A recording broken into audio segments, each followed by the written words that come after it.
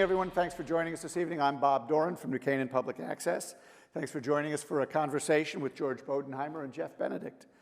I want to start by thanking our partners for tonight. Thank you to Hillary Whitman and the Carriage Barn Arts Center for hosting us here. And as you walked around a little before, and as you look around the walls, you'll see some great art from the current 2021 annual member show, which is celebrating a range of artists, styles, and media. And it's open through October 22nd. So come back and see more of it. And for the studio audience and for the remote audience, please come see it as well. All the proceeds go to support the Carriage Barn Arts Center and the local artist community. So buy big and buy often. Also want to thank Manda Riggs and Elm Street Books and Bailey, who's here this evening, for supporting the event and bringing copies of Dynasty with us, to us. Jeff Benedict has actually been touring the state relentlessly in support of our small independent bookstores. So let's also do what we can to help him help them and buy books from them. It's my pleasure to introduce you to these two powerhouses this evening. George Bodenheimer, an ESPN and cable industry pioneer and the company's longest tenured president.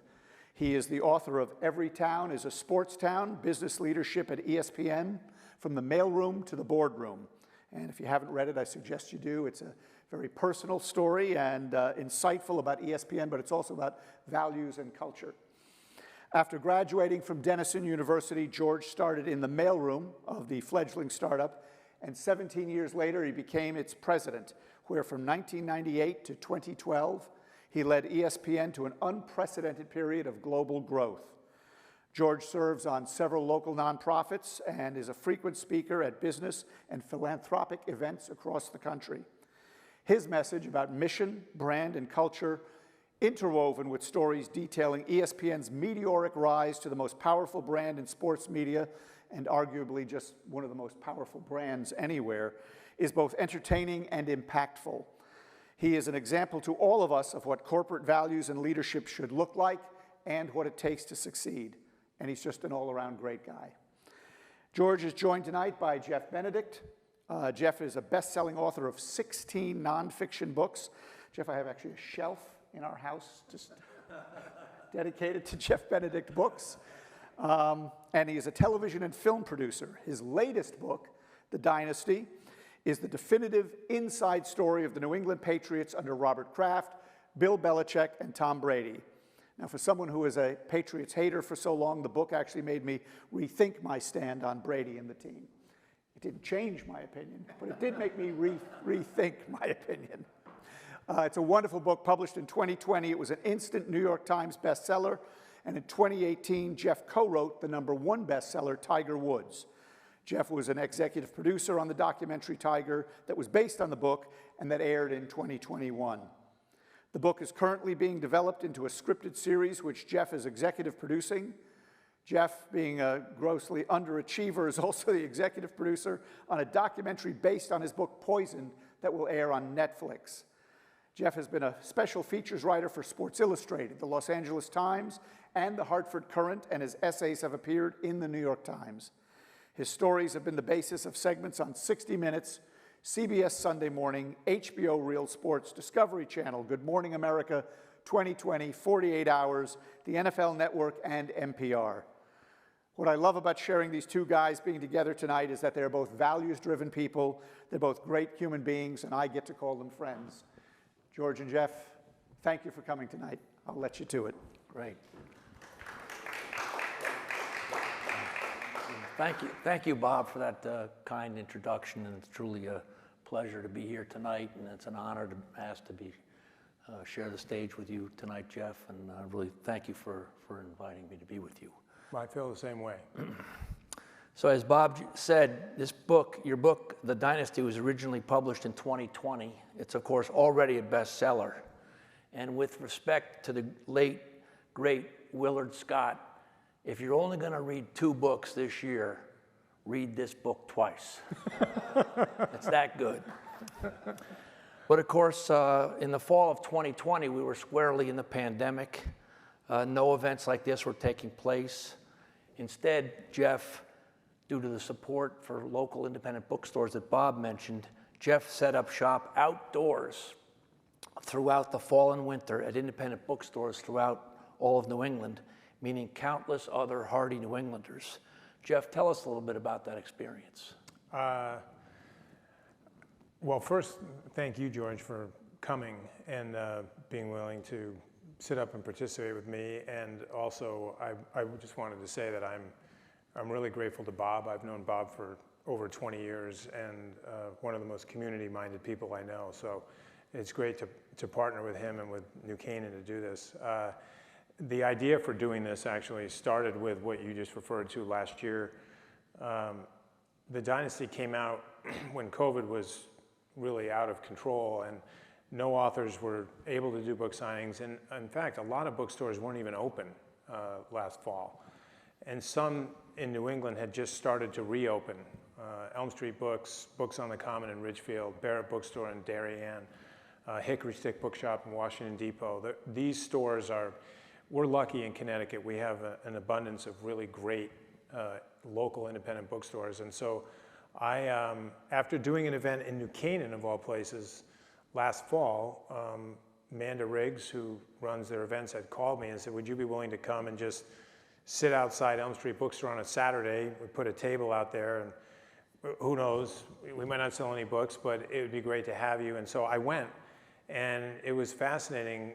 We actually sold a good number of books that day, and Bob and I and Amanda were sitting there, and we thought, you know, we should actually do this again, but next time plan it and promote it and see what we can do closer to the holidays. And that led to the idea to, why not do it all over the state? And pretty soon I was doing it, I went to, you know, around New England to all the states. And I couldn't do what we're doing tonight, where we're talking to people and being in an indoor space. But by setting up outside, it was really helpful to bookstores. It generated a lot of sales that carried all the way through to the holidays. And then I determined then that when the paperback came out this year, I was hoping that we'd be in a place, COVID-wise, where we could come and do this, what we're doing tonight. And when we arranged this in the spring, it looked like we were in great shape.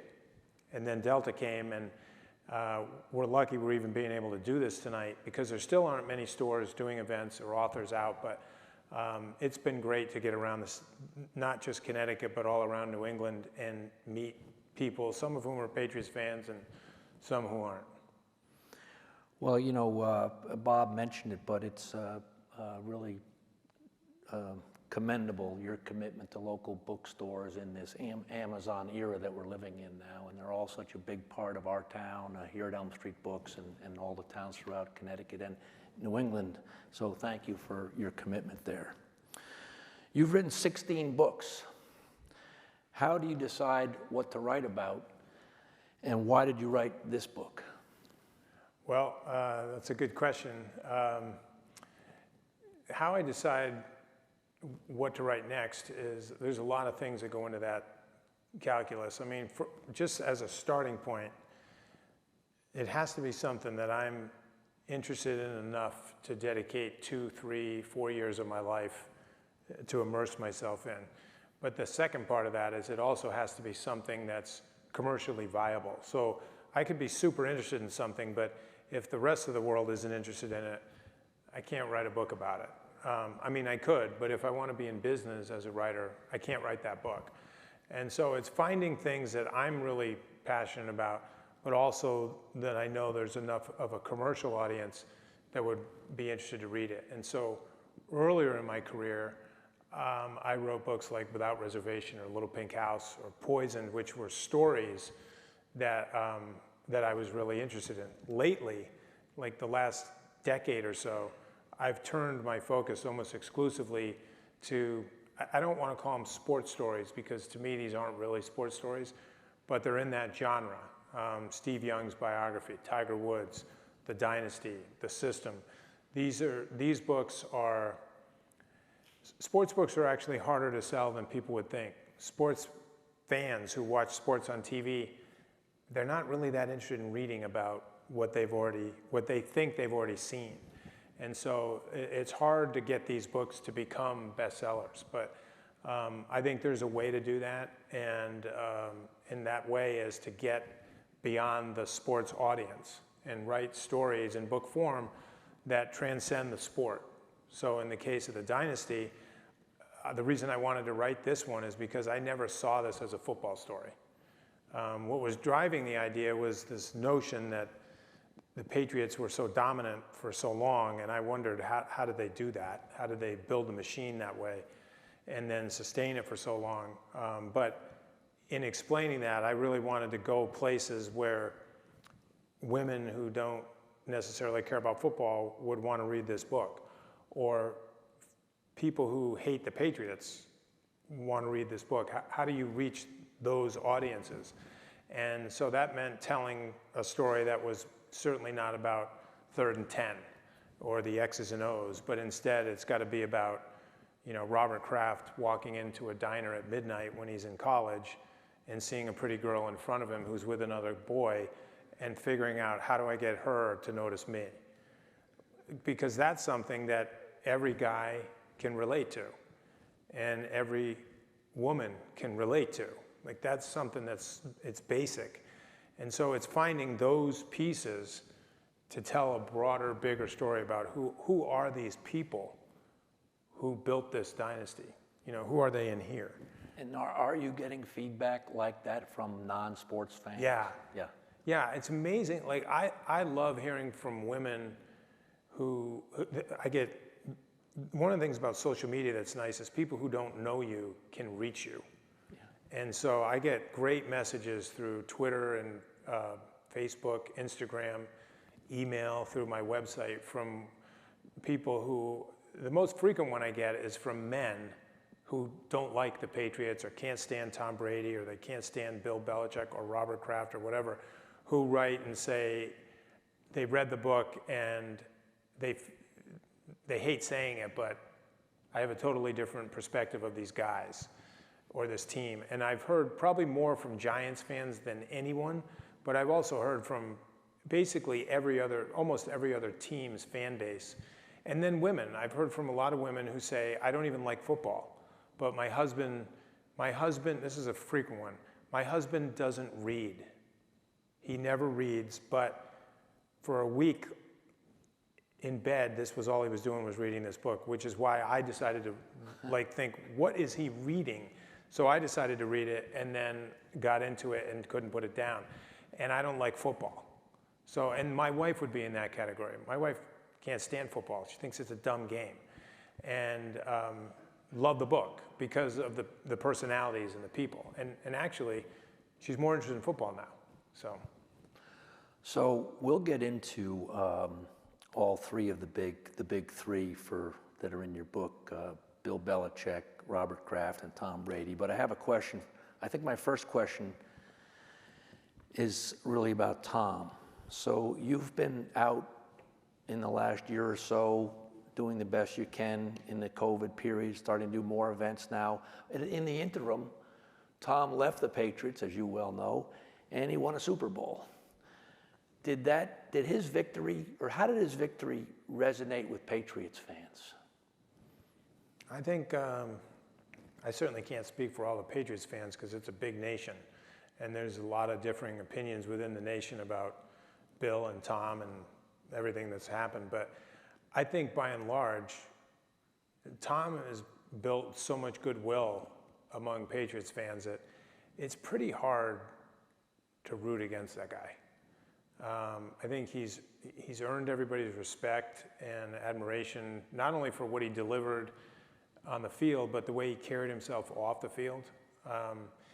He's one of the rare superstar celebrity athletes who's gone through a 20-year career without any blemishes to his private, personal reputation. And that's remarkable and says a lot about him. So I think Patriots fans in general are happy for Tom and what he did. I know that's how I feel about it, is that I was thrilled that he won a Super Bowl. I wouldn't have cared what team he did it with. I just think it's amazing that he's pulled it off, and it says a lot about who he is. Well, of course, we've got a big game this weekend. As you may have heard, the 2-1 Tampa Bay Buccaneers are coming to Foxborough to take on the 1-2 Patriots. And I don't even know where to start on this one. I mean, ESPN is in full big game mode already. Game day is going to be in Foxborough on Sunday. What do you think the reaction? What do you think the reaction is going to be? How big a deal is this going to be? I think it's the biggest deal.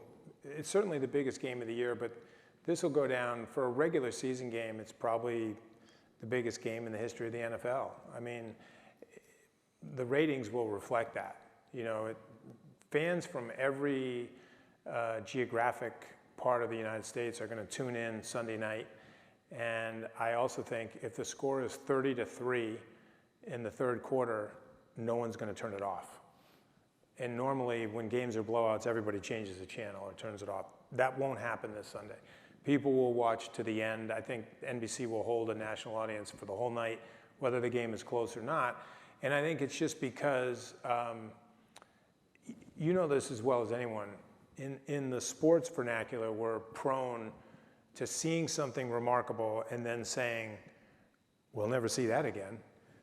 Babe Ruth sets a home run record, and people said then, that's a record that will stand the test of time. It'll never get broken.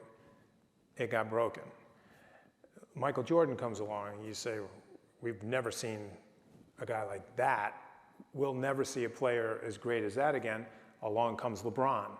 And so you see these remarkable things, and you say, that'll never happen again, but eventually it does.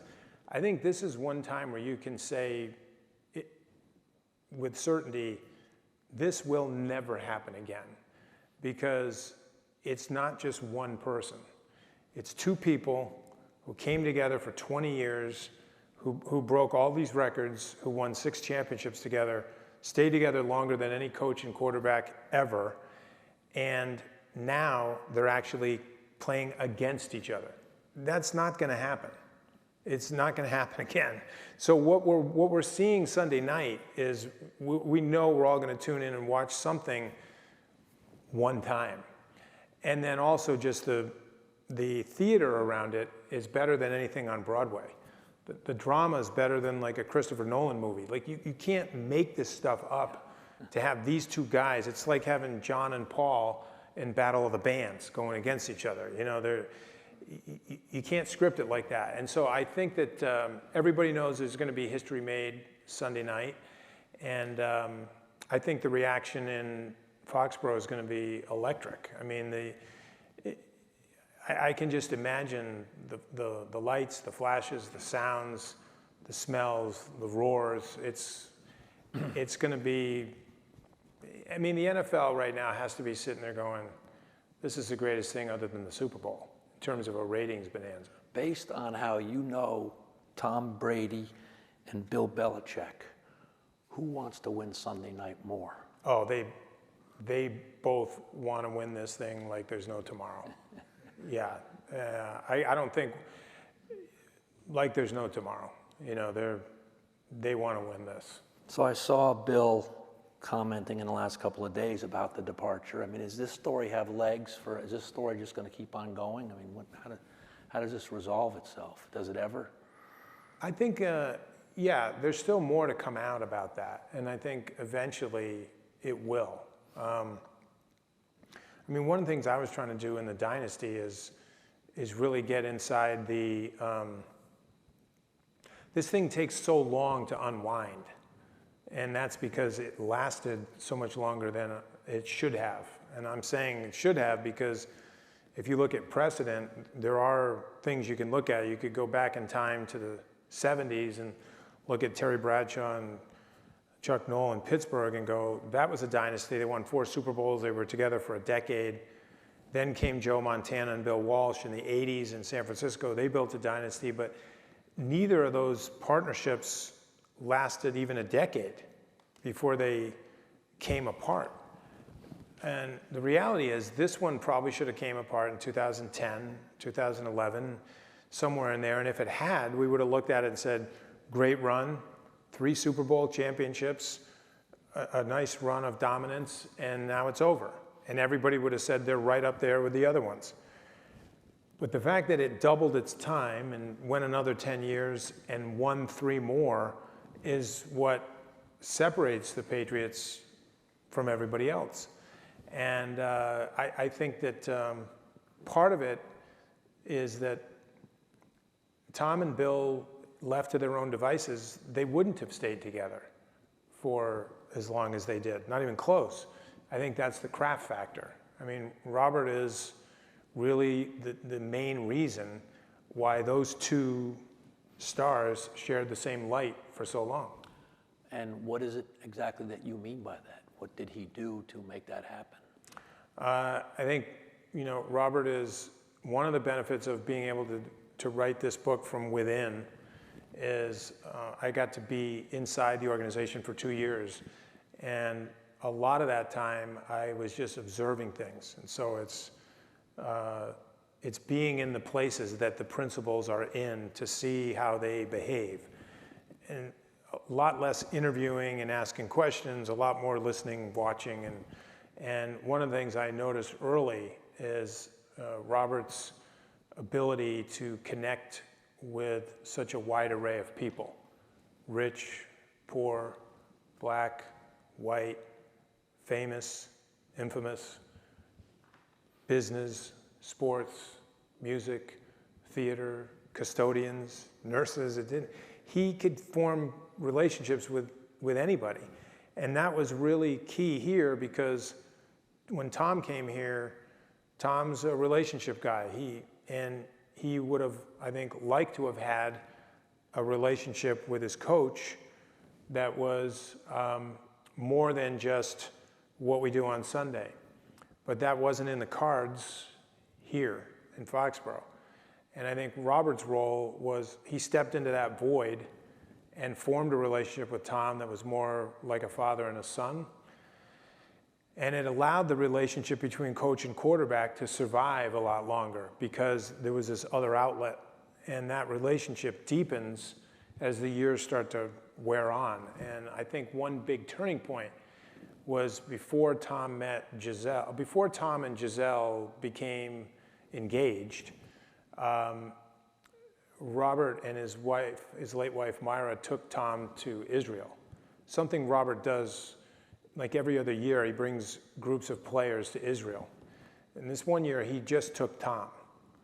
And Tom was at a really critical point in his life of maturation in terms of his personal life. And I think that week in Israel was real formative in terms of how they bonded.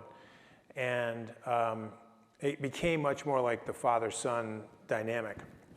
And so then you fast forward a year later, after the perfect season, Tom blows his knee out and misses a year. And then 2 years later, everybody was really thinking he's probably at the end. Quarterbacks don't come back from those reconstructive knee surgeries.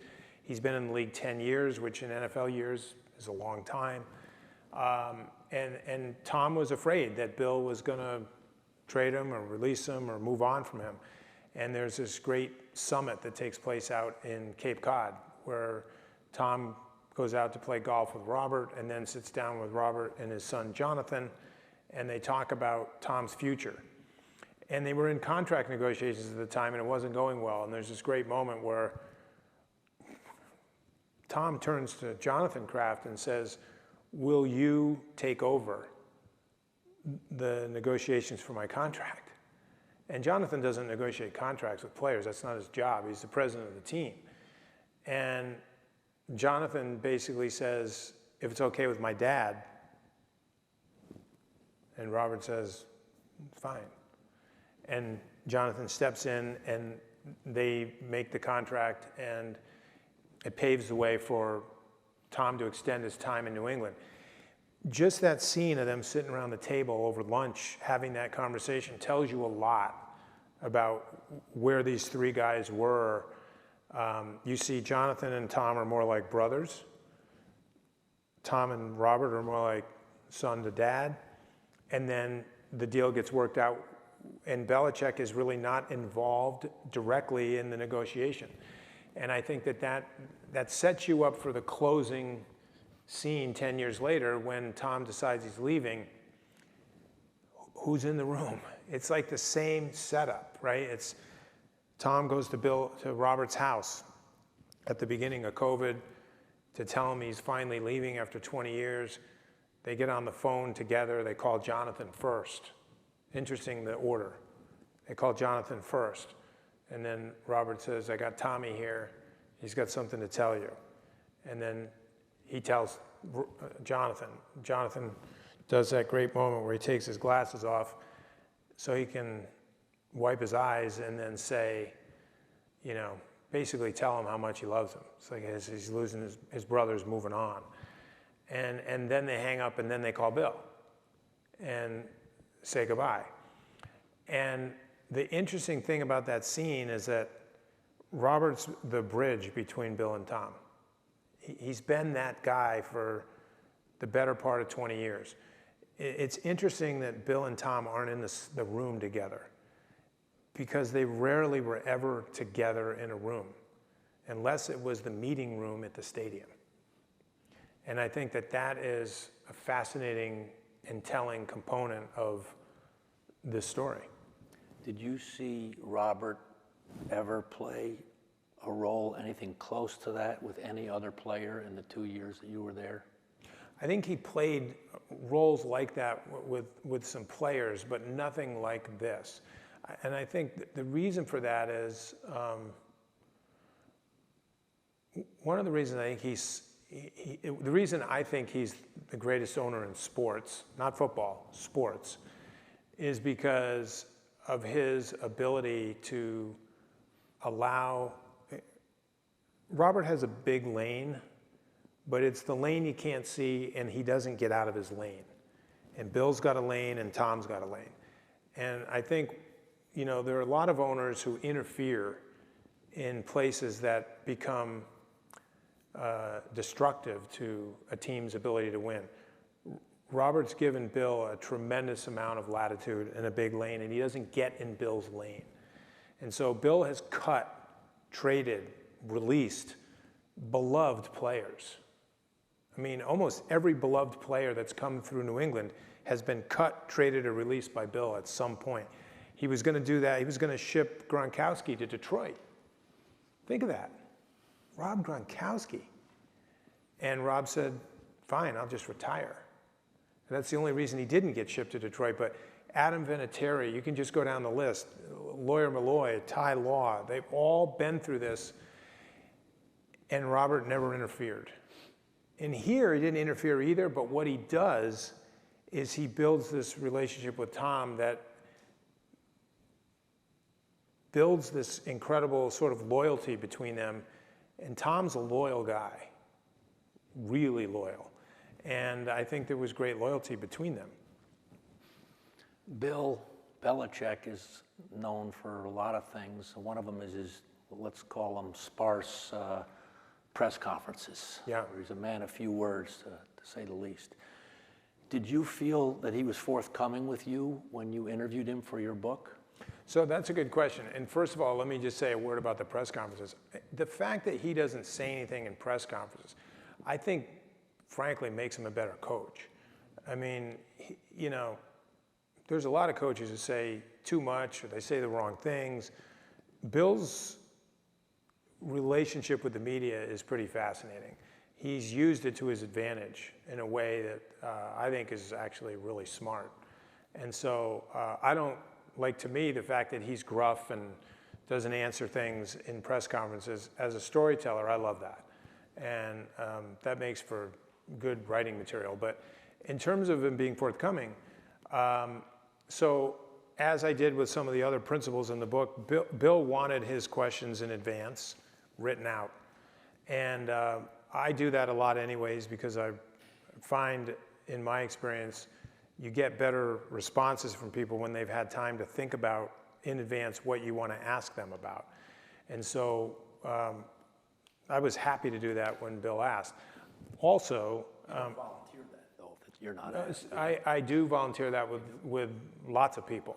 And for the reason that I was just saying is that, you know, I want people to, if you just hit someone fresh with a question that's requires them to really think about it, and you've never met them before, they're not going to think about it when you're doing an interview with them. They're going to give you some quick answer that is superficial and then move to the next thing. If you give it to them in writing and you say, you know, we're going to talk 2 weeks from now, here's the questions in advance, they actually have time to really think about it and go, oh, so that's what he wants to ask about. Plus, it's also an opportunity, and specifically in the case of someone like Bill, when you don't have a relationship or a rapport with someone, and that someone is A, real important to what you're doing, and B, sophisticated. And Bill is both of those things. He's sophisticated and he's a really important part of what I'm trying to do. This is also a way to signal to that person how serious you are about what you're doing, about your job. And so I spent many hours thinking about and writing out the questions that I ultimately submitted to Belichick. I can't remember the number of hours I spent on Bill, but I did this for Tom as well. And I do know I spent 25 hours writing my first set of questions for Tom. That was just for my first interview.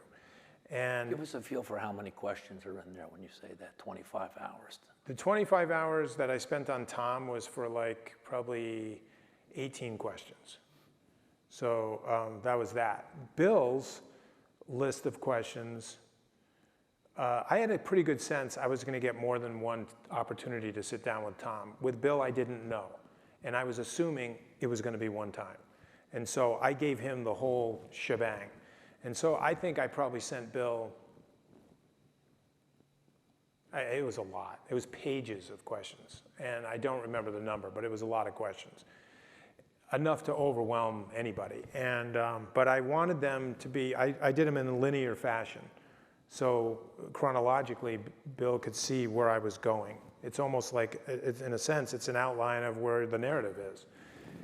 And when I first sent them via email, I was contacted by someone at the team who said, you really want to expect him to answer this many questions? And I said, well, I'm not necessarily expecting him to answer all these, but this is my way of saying to him, if I had my wish, yes, but at least it's a good roadmap of where we're going. And so then what happened next was I then got another communication that said, Bill's decided to answer the questions in writing as opposed to an oral sit down. And I said that, I mean, it's fine, you know, because first of all, I don't really have any say.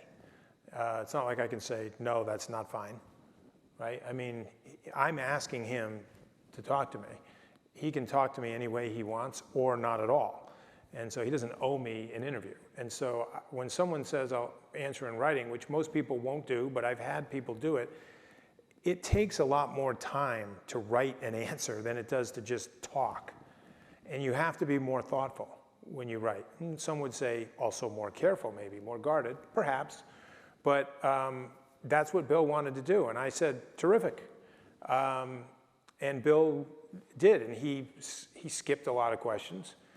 But he also answered some great questions that I wasn't sure he'd even touch. And one of those, as an example, is the opening scene of the book takes place in an emergency room with a surgeon operating on Drew Bledsoe's chest, trying to save him from a life-saving injury. And it's an intimate scene, and in a medical setting, and there's 6 people in that scene. There's the surgeon, there's the patient, there's the patient's wife, Maura Bledsoe, and then there's Robert Kraft, Bill Belichick, and Tommy at the time, Tommy Brady. And I was able to interview all 6 people about what transpired in the ER that night. Bill did answer my question about that night. And so it was stuff like that. I don't know that he's ever been asked about that before. And I was pretty confident he'd certainly never talked about it before. And so I was just appreciative, you know, and to put it in context, Randy Moss, he wanted the questions in advance. I did the same thing, wrote them out, sent them to Randy, expecting a sit-down interview or a phone interview. And then his folks contacted me, actually didn't even tell me this in advance. I sent him the questions, and then one day I get this email, it's like, and it's got a file attached to it, which is an audio recording of Randy Moss standing on the sideline at a Monday Night Football game, being interviewed by someone who's like being me, asking him my questions and him talking into a recorder, answering them. During the game. Pre-game. Pre-game. On the sideline. And then they shipped me the file, and it was fantastic.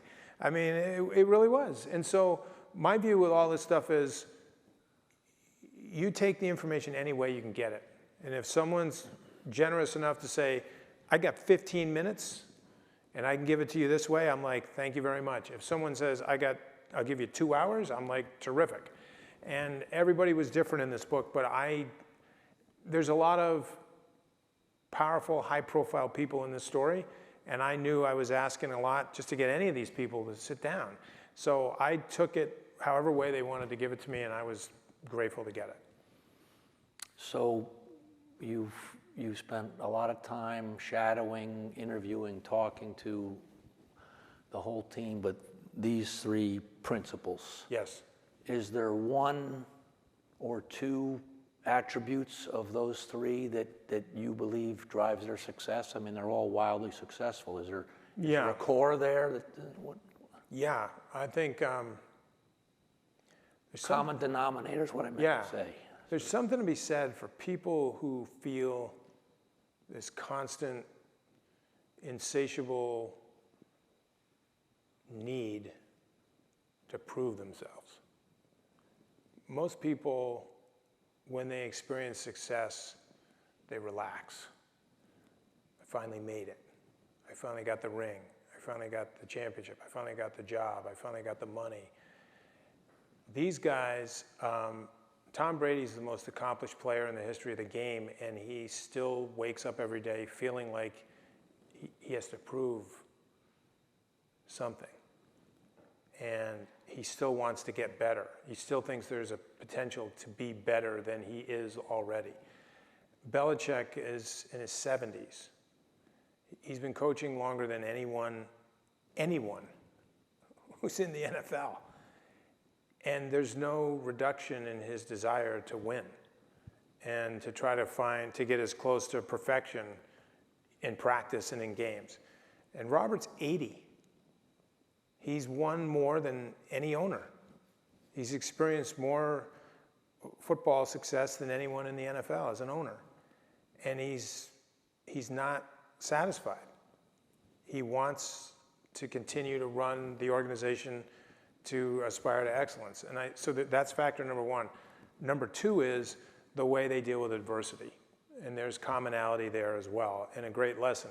So I would just point to these 5 things, all of which I wrote about in the book, and they happen in this order. So the Patriots win 3 Super Bowls in a row, 3 Super Bowls in 4 years, and then have an undefeated regular season. And at that point, they're kind of hated because they're so good. And then these 5 things happen in a row. First, they're accused of cheating in New York at the start of the 2007 season because the Jets accused them of spying, and the league investigates and determines, in fact, they were filming in violation of league rules. Belichick is fined a record sum. The team is penalized, and there's a mark on them. At the end of that season, the second thing that happens is after they tear through the season and go 16-0 and then win 2 playoff games, takes them to 18-0, they go to the Super Bowl and they have the game won. And then in an inexplicable, gravity-defying play, a player pins the ball to his helmet as he's falling over backwards, and the Giants, at the last minute, win the Super Bowl. That's number 2. That defeat alone was so soul-crushing that most franchises would have never recovered from that. That's number 2. Number 3, they face the Giants again in the Super Bowl a few years later. And again, they have the game won. And again, there's an incredible play between Eli Manning and a receiver that it's like, how did that happen? They lose again. Then they have Aaron Hernandez and that whole saga.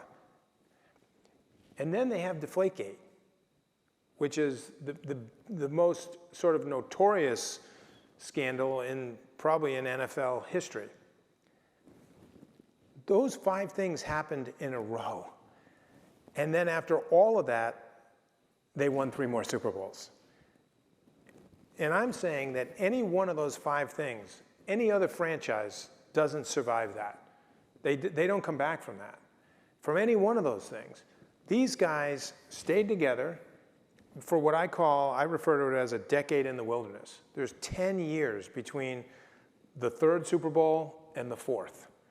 The whole country's united, and here comes this massive underdog team that's not, when 9/11 happened, the Patriots were in terrible shape. They go on this streak at the end, and they're led by a rookie that no one really knows much about, and a coach who's never really won. And then they surprise everyone in the playoffs. And Deion Sanders was calling them the Brady Bunch. And he was making jokes about how I think the Brady Bunch is going to be on TV for the last time this week, because everybody kept thinking they were going to finally lose. And they certainly weren't supposed to win the Super Bowl. And when they won, when Robert Kraft made his speech on the field tonight, he gave a patriotic speech.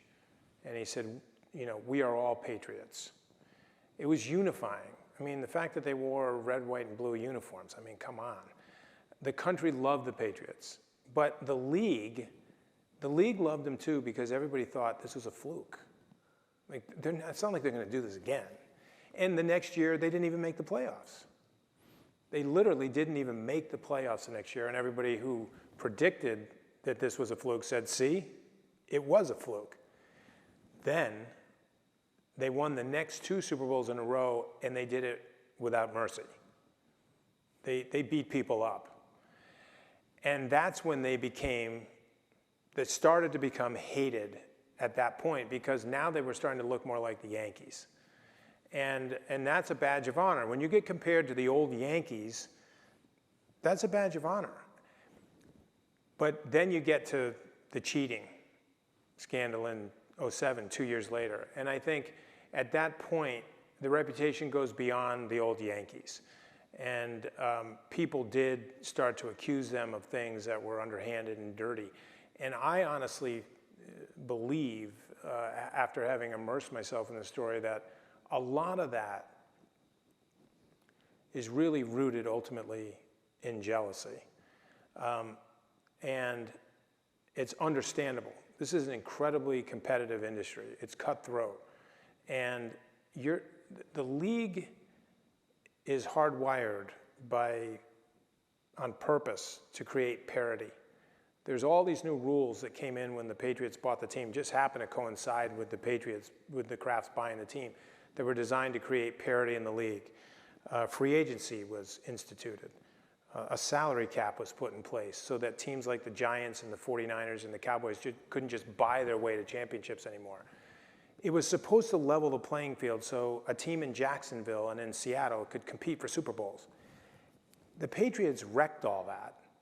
I mean, they literally wrecked it. They defied the rules. And I think that created this tremendous sense of animosity. And then at the same time, what do the Patriots do with that? They use it to increase their dominance. Bill Belichick doesn't try to improve his public image. He revels in it. He uses it as an instrument to bludgeon people. And I think that's what all of that is about.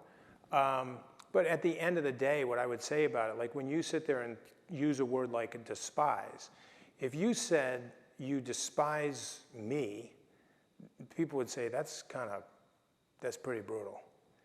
The truth is, in our country right now, there's a lot of people who despise people because of what party they belong to or who they voted for or whether they believe in COVID or not. It's true despising, hatred. It's got to that point. The beauty of this is sports. Like Giants fans can say they hate the Patriots, but we know at the end of the day, this is a game. And it is entertainment. And it's wonderful. I mean, Sunday night, there's going to be all that anger and despising, but it's also in the confines of a game. And so people will tune in to watch live something that actually isn't about terrorism, war, or pandemic, or a hurricane. This is like something really good. And if you're being honest, if you're really telling the truth here, you know that you would love it if Bill Belichick coached the Giants for 20 years. The Jets would love to have had him for 20 years. The Steelers would love to have had him for 20 years. And all these teams that dominate the basement, the Lions, the Browns, these teams that never get anywhere, If they had the opportunity to have Tom Brady for 20 years, they'd fall all over themselves to have that guy be their quarterback. And that's the beauty of this, is that that's real. And so I think it's great. I was at the Yankee-Red Sox game the other night, and the Red Sox fans were yelling, "Yankees suck," all night. And when the Yankees came back in the end, because Giancarlo hit a 900-foot home run, the Yankees fans that were in Fenway Park took over and started chanting Yankees. And I'm a Red Sox fan, but I was thinking, this is awesome, man. This is what sports are about. This is why we care. It's healthy. Like, to me, it's great that there's a rivalry like that. In baseball, the Red Sox-Yankee rivalry still matters. I mean, I'm glad I don't live in Detroit. They got no rivalry there. And so I love this about the Patriots, is it's great to be the team that everybody is gunning for. I've never heard the expression "dominate the basement" before. I like that. They do. That's a good one. You hate to be associated with that. And then the other thing I was thinking of, Jeff, when you were giving that great answer is, and I can't remember which coach it was or is, but who said, "You are who your record says you are." And you know, you look at the Patriots' record and the Super Bowls they've won. I mean, you can't take it away from them. I think it's John Madden, right? Was it Madden? I think so. I'm gonna have to look that one up. But. Yeah, that's a great quote. Talk to us about writing the final scene in the book. Good place to close. So I knew, before I started any writing, just when I was doing the research, I knew what the opening scene was going to be, and I knew what scene 3 was going to be. So scene 1 and 3, I knew way before I started writing. I didn't know how the book was going to end literally until it ended. So I had written the whole book except the closing because I didn't know what was going to happen at the end. And I finished writing the rest of the book January, right around January of last year, 2020. And then I was just waiting to figure out how am I going to close this thing. And I had, at that point, what I had figured out is I wanted to close with the Super Bowl victory in Atlanta the year before against the Rams. I figured that was kind of the end for the Dynasty. When they walked off the stage in Atlanta with the hardware for the 6th time, it's like, you just could, to me, it felt like the swan song for Bill and Tom and Robert. But I don't know what's happening. And then Tom renewed for one more season. And that season was kind of, it was disastrous. They started out 8-0, and then they looked like the same old Patriots. But you really, if you were watching closely, you knew this wasn't the same old Patriots. Even though they were 8-0, Tom was miserable, the most miserable 8-0 quarterback you've ever seen. And suddenly the flaws got exposed in the second half of the season. They lost a lot of games. And then they got knocked out of the playoffs in the first game at home. And then I was thinking, well, that's a horrible ending. Like, I can't end with that. And so I was trying to figure out what am I going to do? And the only thing that was lurking out there was what was Tom going to do? And in March, just as COVID started, he made his decision. And when he decided to leave, I was just sitting there waiting to write it. And I wrote it really fast.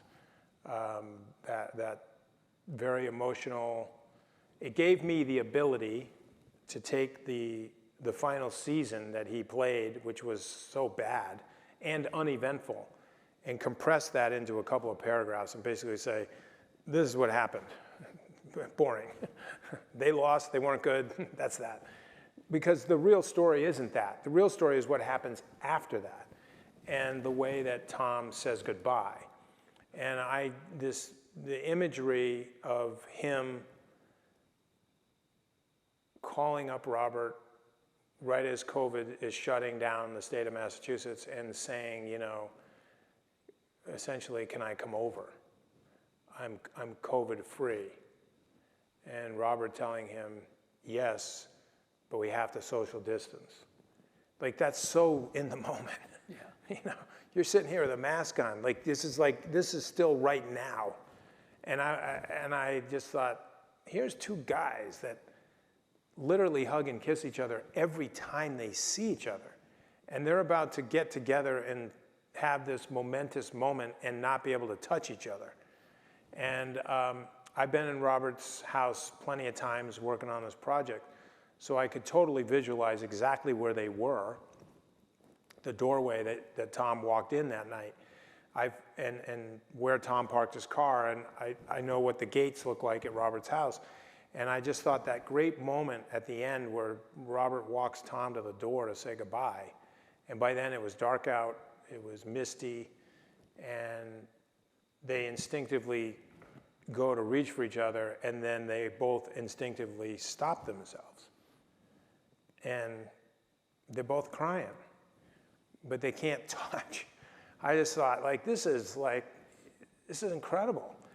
And then Tom gets in his car, and the gates open, and he drives out, and the taillights fade into the dark, and Robert, 79-year-old Robert Kraft, is standing alone in the doorway in the dark. His boy just left home, and he's not coming back. And I just thought, you're never going to get a better ending than that. And so I was able to do that. I wrote that ending on a Saturday, and I finished it on a Sunday morning. I went to my office on Sunday just to rewrite it one more time, and I used music to help me really get into that scene, and I listened to Abbey Road, and I just played the song "The End" over and over and over again, because this was the end. And I just thought, and in the end, and I just that's all I needed to really get me to close it out. And when I was done, I knew, I just felt like this is one of the best things I've ever got to write in my life, and I might not ever get back to this again. And I was actually emotionally toast and physically exhausted, because for the 2 days that I was working on this, at the nighttime I couldn't sleep, because it's all I could think about was just wanted to get this as close to perfect as I could. And I knew, because I cried every time I did the rewrite, I knew it was working. I'm thinking, if it's getting me over and over and over again, it's going to get the reader. And that's all I was trying to do, was get them to feel what these guys are feeling. Well, it's an example of your excellent writing skill, and it's a great ending to a great book. Can't thank you enough, Jeff, tonight for being here in New Canaan and sharing the insights on your book. I know the audience enjoyed it, and good luck with the rest of the tour, and we'll see you soon. Thanks, George. Okay, man. Yeah.